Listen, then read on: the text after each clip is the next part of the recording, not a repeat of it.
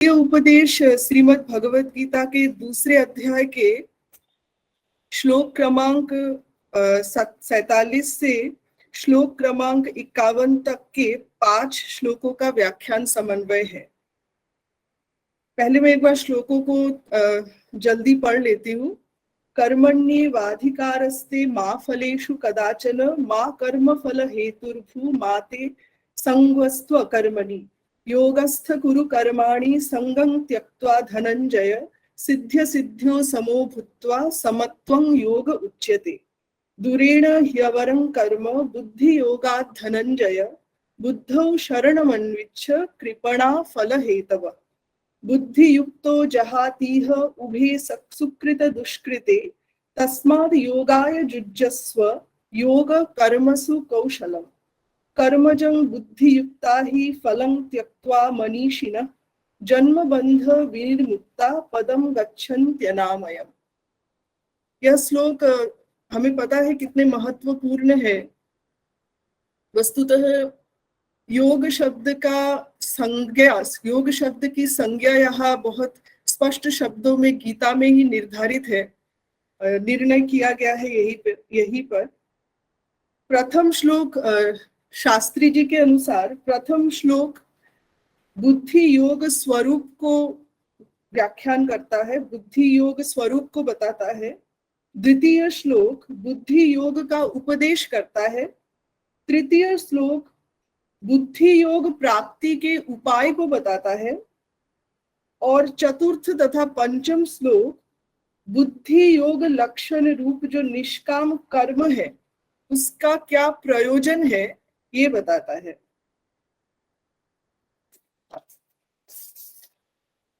श्लोकों के शास्त्री जी द्वारा जो व्याख्यान है उस पे प्रवेश करने से पूर्व शास्त्री जी की जो पारिभाषिक शब्दावली निर्माण की जो अपनी एक शैली है उसे समझना जरूरी है, क्योंकि वे लोक में प्रयुक्त शब्दों का व्यवहार करते हैं जैसे कामना, इच्छा, लेकिन ये शब्द पारिभाषिक होते हैं और इनमें यथायथ विभेद भी है। ये एक शब्द के पर्याय नहीं है, ऐसे और भी शब्द है। तो उनकी जो ऑन्टोलॉजी है यानी जो तत्व विद्या है, विज्ञान भाष्य जो है उसमें जो तत्व विद्या है उस पर उनके पारिभाषिक शब्द निर्भर है और उन्हीं शब्दों को जान करके हम उनके द्वारा किए गए भाष्य के रहस्य को समझ सकते हैं। दूसरी बात यह है कि गीता के बहुत सारे भाष्य है, अद्वैत भाष्य है, द्वैत भाष्य है, शिवाद्वैत है, बहुत सारे भाष्य है। उनके साथ तुलना करने पर ही इस भाष्य के, विज्ञान भाष्य के रहस्य को या इनके बातों को हम अच्छी तरह समझ सकते हैं, क्योंकि इन श्लोकों के व्याख्या में भी बारंबार पूर्व पक्ष की बात हो रही है। खासकर इन श्लोकों के व्याख्या में शास्त्री जी बार बार पूर्व पक्ष को खंडन करते हुए पाए जा रहे हैं। कर्मण्येवाधिकारस्ते मा फलेषु कदाचन, इस श्लोकांश के प्रारंभ में ही वो कहते हैं कि इसके पूर्व का जो उपदेश है जहाँ पे निस्त्रयी गुण्यो भवार्जुन कहा गया है, जहाँ पे एक नित्य सत्व निर्द्वंद स्थिति की बात कही गई है, जहाँ पे सांख्यवादियों के अनुसार अथवा ज्ञानवादियों के अनुसार कर्म का आत्यंतिक परित्याग विधेय है, उस बात के साथ कर्मण्येवाधिकारस्ते ऐसा कहकर गीताकार ने कर्म पर जो निश्चित अपना निश्चित मोहर उन्होंने दिया, ये जो विरोध है, इस विरोध की समापत्ति कैसे होगी यहाँ ये बता रहे हैं शास्त्री जी।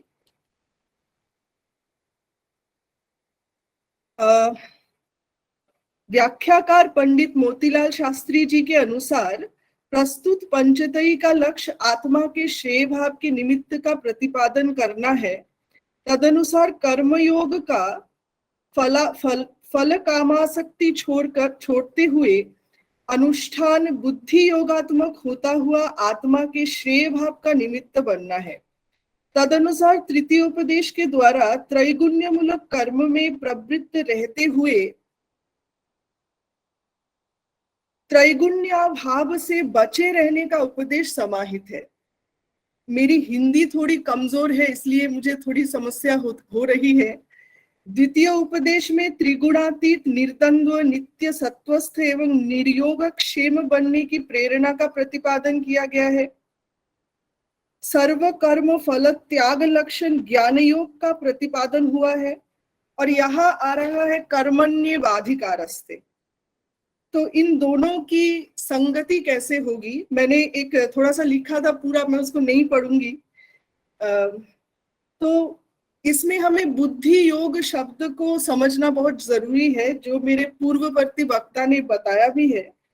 तो शास्त्री जी बीच में कहीं लिख रहे हैं, कर्म वस्तुतः तीन स्वतंत्र ज्ञान धारा से नियंत्रित होता है, जो कि एक ही आत्मज्ञान की तीन स्वतंत्र धारा है, जो है महत ज्ञान, बौद्ध ज्ञान और मानस ज्ञान।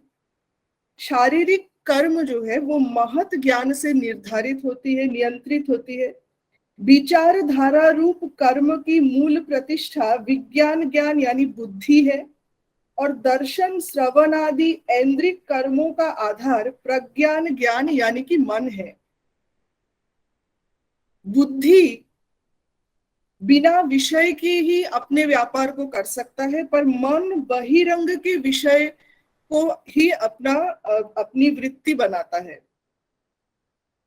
यही बुद्धि, इसी बुद्धि का स्वरूप अंत में जाकर शास्त्री जी लिख रहे हैं, बुद्धि ही परावरात्मक अक्षर है। यह अक्षर रूपा बुद्धि ही आत्म विकास की अधिष्ठात्री है। यानी कि बुद्धि ही आत्मा है, ऐसा मुझे समझ में आ रहा है यहाँ पे। और यही आत्मा कर्मात्मा भी है, यानी कि कर्म और बुद्धि में कोई आत्यंतिक विभेद या कोई झगड़ा नहीं है। वह एक ही आत्मा है जो बुद्धि रूप है और कर्म रूप भी है। तो जब बुद्धि अपने स्वरूप यानी कि अंतरंग की तरफ अग्रसर होता है तो वो बुद्धि योग बन जाता है। बुद्धि जब कर्मात्मा और बुद्धि जब एकत्र होती है, जब बुद्धि आत्म संलग्न होता है या आत्म बुद्धि संलग्न यानी कि स्वस्वरूप में प्रतिष्ठित होती है, तभी वो बुद्धि योग होती है। और जब बुद्धि मन संलग्न होती है तभी वो योग के स्थिति से उसका विचलन हो जाता है। शास्त्री जी बहुत ही स्पष्ट रूप से कहते हैं, निष्काम कर्म ही योग है, यही बुद्धि योग है। और समस्त भाष्य में, जैसा कि मैं समझ रही हूँ, समस्त भाष्य में इसी बुद्धि योग की श्रेष्ठता वो कह रहे हैं। और मेरे पास जो श्लोक है उनकी व्याख्या में भी बारंबार वो ज्ञान योग यानी कि सांख्यवादियों के द्वारा जो ज्ञान योग की प्रतिपादन उनके अनुसार किया गया है, उसका वो खंडन करते हुए पाए जा रहे हैं। पहला खंडन वो ये कर रहे हैं कि सांख्यवादी ऐसा कह रहे हैं, जो पूर्व पक्ष शास्त्री जी ने प्रस्तुत किया है उसके अनुसार, कि अर्जुन शोकाकुल है, उनकी मनस्थिति ऐसी नहीं है कि वो कर्म संन्यास लक्षण रूप जो योग है उस पे कार्य कर सके। तो इसलिए सहज उपाय के रूप में उन्हें निष्काम कर्म करने का भगवान उपदेश कर रहे हैं। तो शास्त्री जी इसके खंडन करते हैं और वो कहते हैं कि वस्तुतः ऐसा नहीं है। बुद्धि योग की बात पहले भी भगवान कर रहे थे और उसी बुद्धि योग की बात वो यहाँ कर रहे हैं।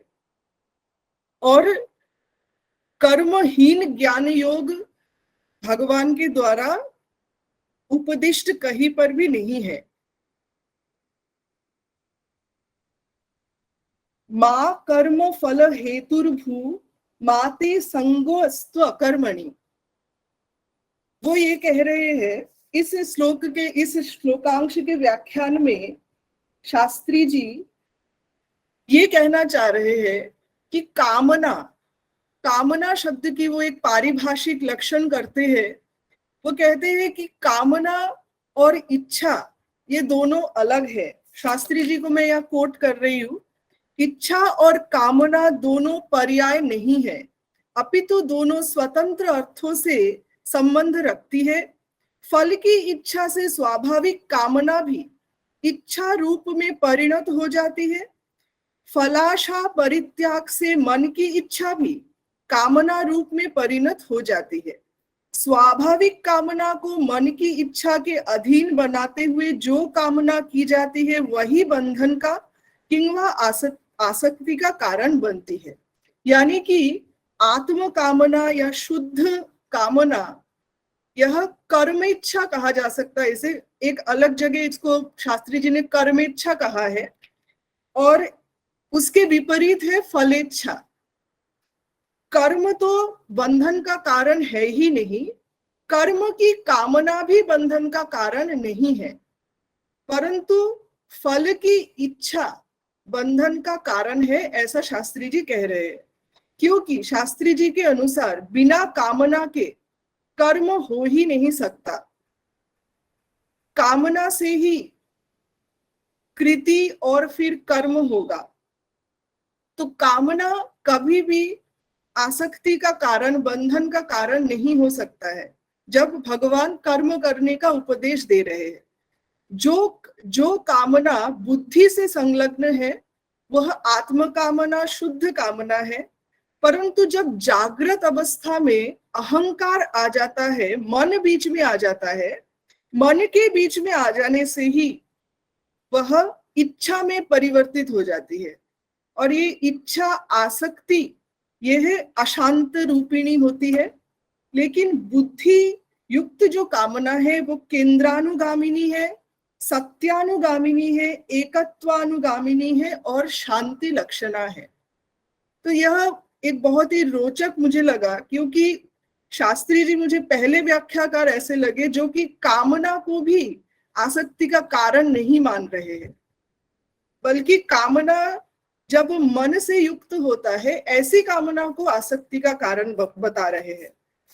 वे उदाहरण भी देते हैं कि जैसे जब हम सुषुप्ति की अवस्था में आत्म कामना उपस्थित रहती है, जब हम निद्रा के वक्त भी श्वास प्रश्वास हम लेते हैं, और कोई भी कार्य, कोई भी कर्म कामना के बगैर नहीं हो सकता, इसलिए उस अवस्था में भी कामना है।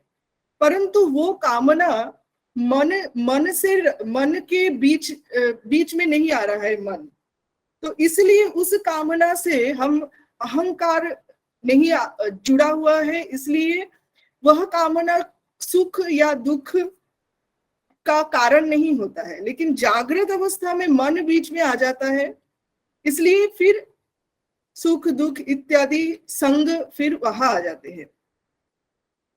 तो यह पहले श्लोक का इतना ही करते हैं। दूसरे श्लोक में जाते हैं, योगस्थ कुरु कर्माणि संगम त्यक्त्वा धनंजय। तो यहाँ पे दो पक्ष कह रहे हैं कि जैसे योगस्थ कुरु कर्माणि और संगम त्यक्त्वा धनंजय, क्या ये दो पुनरावृत्ति नहीं है? क्योंकि योगस्थ रह के कर्म करना ही क्या संग त्याग करके कर्म करना नहीं है। तो यहाँ पे पुनरावृत्ति दोष तो कहीं नहीं है। तो शास्त्री जी कह रहे हैं कि यह पुनरावृत्ति दोष नहीं है, क्योंकि योगस्थ होकर के जब साधक कर्म करेगा तब उसके आगामी कर्म उत्पन्न नहीं होंगे, लेकिन जो प्रारब्ध कर्म है उनका भोग तो रहेगा ही। तो जो योगस्थ होकर के जब कर्म करते हुए जब प्रारब्ध कर्म के भोग को करना पड़ेगा, तो उसके लिए संगम त्यक्त्वा इस शब्द बंध का प्रयोग हुआ है। क्योंकि जब योग में उपस्थित रहेगा योगी, तो वो प्रारब्ध कर्म को जब भोगेगा, भोगना पड़ेगा ही, तो उसमें भी उसका संग नहीं होगा। तो इस तरह से यह पुनरावृत्ति नहीं है। सिद्ध्य सिद्ध्यो समो भूत्वा समत्वं योग उच्यते। वस्तुतः ये समता यानी कि सुख दुख के समय कृत्वा लाभा लाभो जया जयो की जो अवधारणा है, यही योग है, बुद्धि योग है। इस पे मैं ज्यादा, क्योंकि ये सभी ने कहा है इस विषय पे, तो इसमें मैं ज्यादा नहीं और वो करूंगी। दुरेण ह्यवरं कर्म बुद्धि योगा धनंजय। यहाँ पे कुछ इंटरेस्टिंग बातें हैं, तो मैं वो आपके साथ साझा करना चाहूंगी। यहाँ पे शास्त्री जी पूर्व पक्ष को काफी सशक्त रूप में यहाँ पे वो उनका खंडन करते हैं। कठोर वाक्य का भी कहीं कहीं वो प्रयोग करते हैं। कहते हैं कि भगवान का इन सभी सांख्यवादियों पे कृपा हो, ये इन पे कुछ ज्ञान का उदय हो, ऐसा वो कहते हैं। वो यहाँ पे कह रहे हैं कि कहीं तो पूर्व पक्ष क्या कह रहे हैं, पहले ये समझ लेते हैं। पूर्व पक्ष ये कह रहा है कि फल की अपेक्षा न रखते हुए मोक्ष की इच्छा से ही समबुद्धि द्वारा नित्य नैमित्तिक कर्म करते हुए जब तक चित्त शुद्ध नहीं हो जाता है तब तक ऐसा करते रहे, और फिर ऐसा करते हुए कर्म, इनके फलों के भोग, ये सब कुछ छूट जाएगा। यानी कि अंतिम लक्ष्य है कर्म का संपूर्ण परित्याग और पूर्ण ज्ञान, एक केवल ज्ञान में ही तटस्थ हो जाना। तो ऐसा इसका अर्थ करते हैं पूर्व पक्षवादी। उस अवस्था में निकृष्ट फल प्रदान करने वाले कर्म में सर्वथा उपेक्षा कर ज्ञान योग का ही आदर करना चाहिए। दुरेन ह्यवरं कर्म इत्यादि से भगवान यही सूचित कर रहे हैं। तो सांख्य बुद्धि लक्षण चित्त प्रसाद जब तक नहीं हो तभी तक मुमुक्षु कर्म में प्रवृत्त रहे, अनंतर ज्ञान में प्रतिष्ठित हो जाए। तो यह व्याख्यान शास्त्री जी को अभीष्ट नहीं है। वे जिस तत्व विद्या को रखते हैं उसमें निरंतर कर्म करना आत्मा का स्वभाव है, आत्मा का स्वरूप है, आत्मा का धर्म है। तो कर्म की आत्यंतिक निवृत्ति कभी भी नहीं हो सकती। तो इस व्याख्यान में पूर्व पक्ष में क्या त्रुटियां है वो शास्त्री जी बोल रहे हैं कि पहले तो योग, यहाँ पे ऐसा हो रहा है कि पूर्व पक्ष एक बार योग शब्द को ज्ञान योग के अर्थ में ले रहे हैं और एक ही जगह बुद्धि योग के अर्थ में ले रहे हैं इन 5 श्लोकों में। तो जैसे बुद्धि योगा धनंजय में तो वो बुद्धि योग ले रहे हैं, लेकिन समत्व योग उच्चते में वो ज्ञान योग अर्थ ले रहे हैं। तो ये एकत्र निर्णीतः शास्त्रार्थो अन्यत्रोपकारको भवति, यह जो न्याय है इसके अनुसार सर्वत्र योग शब्द का अर्थ बुद्धि योग ही लेना होगा, वह ज्ञान योग का वाचक नहीं हो सकता है। और दूसरा खंडन वो ये करते हैं कि ज्ञान योगी मुमुक्षु नहीं होता है, वो मुक्त ही होता है। तो ज्ञान योगी होते हुए मोक्ष कामो भूत्वा कैसे कार्य हो सकता है, ये उनका दूसरा सवाल है। वो कहते हैं कि इस वाक्य का, इस श्लोक का सीधा सा सरल सा अर्थ है कि बुद्धि योग सापेक्ष नित्य नैमित्तिक कर्म की अपेक्षा बुद्धि योग निरपेक्ष काम्य कर्म आत्यंतिक रूप से निकृष्ट होता है। शास्त्री जी कर्म की कई कोटियां बताते हैं, मेरे पूर्ववर्ती वक्त्री ने बताया है, फिर भी मैं संक्षेप में एक बार बता देती हूँ। उनके अनुसार कर्म में कोई भी बुराई नहीं है, लेकिन जब कर्म के साथ इच्छा मन युक्त हो जाता है तब समस्या उत्पन्न होती है।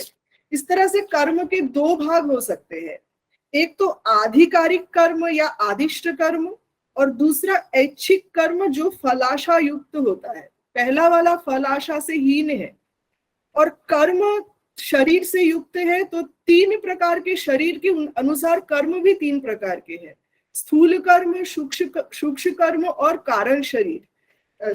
स्थूल शरीर, सूक्ष्म शरीर और कारण शरीर के अनुसार। स्थूल कर्म है सामाजिक राजनैतिक, सूक्ष्म कर्म है धार्मिक यानी कि नित्य नैमित्तिक और काम्य, और कारण शरीर से युक्त जो कर्म है वो है आत्मीय कर्म यानी कि वर्णाश्रम धर्म से जो कर्म प्रेरित है। मैं मणिशंकर जी से अनुरोध करूंगी कि जब भी मेरा समय समाप्त हो मुझे निर्दयता से रोक दिया जाए। तो ये मैडम, समय तो हो गया है, आप इतना जल्दी समराइज कर सके तो बड़ी कृपा हो। ठीक सर, ठीक सर, मैं अभी समराइज कर देती हूँ। तो ये तो यही है कि वो ज्ञानी सांख्यवादियों की इस बात को खंडन करते हैं कि कर्म संपूर्ण रूप से परित्याग करना प्रयोजनीय है, ऐसा वो नहीं समझते हैं। परंतु कर्म इच्छा, कर्म कामना भी नहीं, कर्म इच्छा का त्याग अपेक्षणीय है। और अंत के जो 2 श्लोक है, बुद्धि युक्तो जहातिह उभे सुकृत दुष्कृते तस्मात् योगाय युज्यस्य योग कर्मसु कौशलम। यह योग कर्मसु कौशलम यानी कौशल शब्द का वो व्याख्यान करते हैं और कहते हैं कि मेदिनीकार को उद्धृत करते हैं, कुशलः शिक्षिते त्रिषु क्षेमे सुकृते चापि पर्याप्ते च नपुंसकम्। अर्थात क्षेम, सुकृति और पर्याप्ति यानी कि अवसान, यही है कुशलता और यही है योग।